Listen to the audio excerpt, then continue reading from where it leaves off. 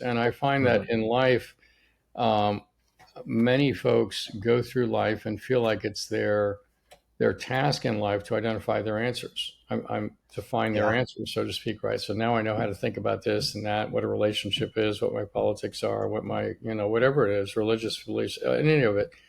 And I think the problem with that is even if you have latched onto something that you feel is pretty solid ground for you, you still benefit from asking questions about it.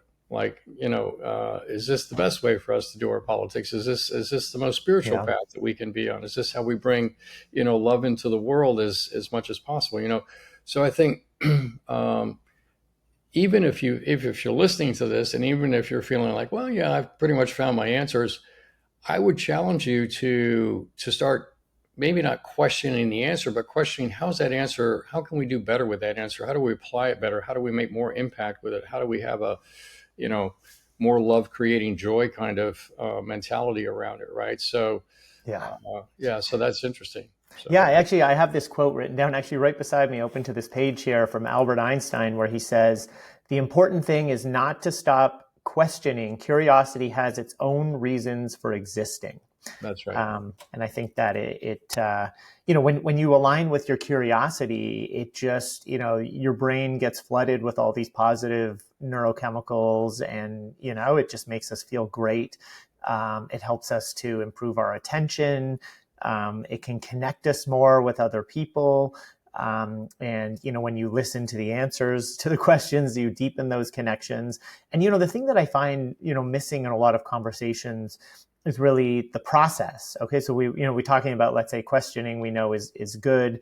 In school, we're judged by the answers that we're given, not by the questions we ask, but really Right. in life, it's the questions we ask that really define how, innovative we are, our ability to solve problems, our ability to connect with others. So to me, it's sort of like, okay, well, what if we all agree that questioning is important? Okay. How do we improve it? And one of the things that I kind of stumbled on in my path that I think is really has been instrumental in sort of leveling up my questionability is when I was in grad school, I used to go to these seminars and invited speakers. And, I'd kind of been doze in and out, kind of they'd say something, my mind's going all over. But when it got to the question and answer period, I was just blown away because people were asking these incredible questions. And immediately I thought to myself, okay, why am I not asking those questions? I don't even think of any of them, not a single one. I didn't understand why people were asking these questions. How did they know to ask those questions? And so what I did was, being someone who was really focused on pattern recognition, I sort of stepped back and I thought about it, and I was like, okay, is there a way I could observe patterns? And so what happened is the next seminar that I went to, everybody was focused on what the speaker was talking about, but I was focused on something completely different, which is the questions that people were asking at the end. And I wrote them all down. And then I went to the next seminar and I wrote them down. I went to the next one, I wrote them down. And the next one. And after about 6 weeks or 8 weeks, I started to go through it. And I just had pages and pages of questions. And I'd go through and, kind of need to be in the right mindset sometimes to see the patterns. And after a few days, all of a sudden I had this light bulb moment because I recognized that the questions that everyone was asking or were asking could fit into 4 or 5 different categories. Nice. So there was one, which was the experiment working, right? Like that was one of the categories. Mm-hmm. Did they have the right controls?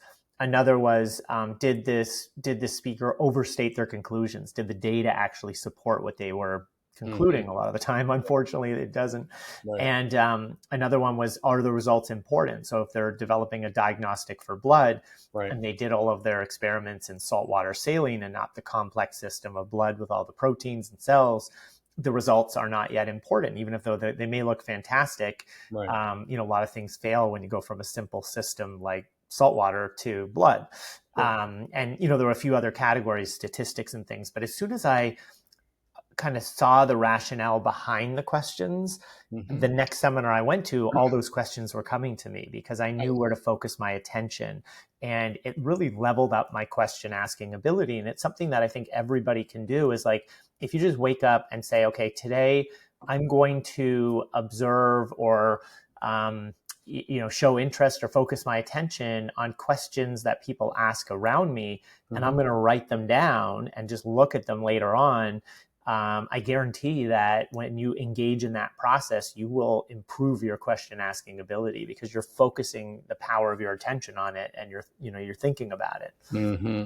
Yeah, in my own educational process, it was in seventh grade for me when I got invited by the geology uh, teacher in my little school that I went to, who had a PhD from sophomore college, and selected some of us from the seventh grade and some of the eighth grade to basically meet him for a science seminar after school. Like, I think it was every 3 weeks, we'd have a pizza and sit there and read about Galileo and Copernicus and, the nature of the Catholic Church and the interplay between science and religion. I went to a small Christian school, and all of a sudden, it turned me on to the idea of looking behind the curtain, and we started to think about what are the assumptions that are being made, right? And so I started to understand, and this kind of got reiterated in some theology and philosophy classes, that one line of questioning is, you can always question, well, what are the assumptions here, right? What are the assumptions behind this? If we're stating that the sky is blue, well, what's the assumption, right? It's, maybe for a dog it's red, maybe for a monkey it's green, who knows? So what's the assumption here? And so you can always sort of delve into something by looking at the assumptions on which it sits. Yeah. It's a good way to kind of deconstruct it.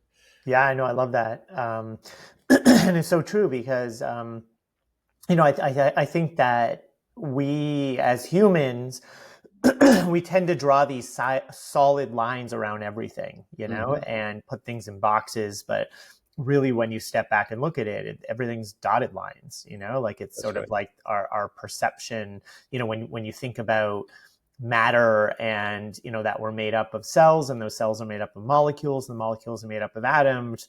And wait a moment, when you start to look at a molecule, like 99.99999% is empty space. So really, we're 99.9999 whatever, right, number of nines, empty space.